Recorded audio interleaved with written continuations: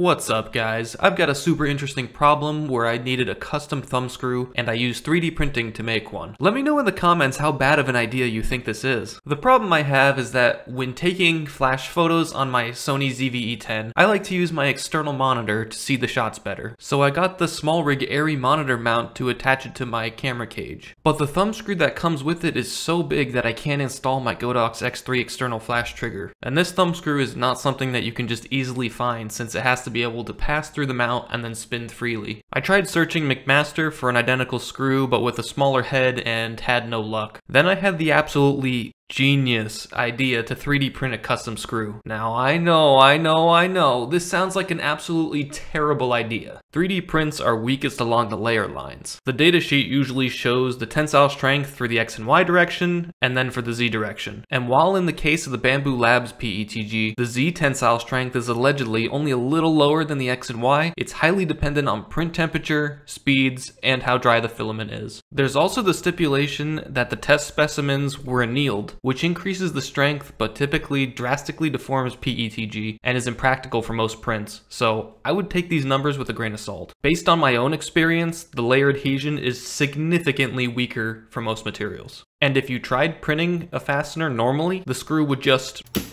But if we rotate the screw on its side and cut a flat spot into it, now the force is against the layer lines, and the fastener is many times stronger since it can utilize the X and Y tensile strength of the material, which is much stronger. I also made it a flathead screw, so it prints without supports and is much harder to strip out. And now my flash trigger fits, and I can use the monitor and the flash trigger at the same time. Thanks for watching, and I'll see you guys in the next one.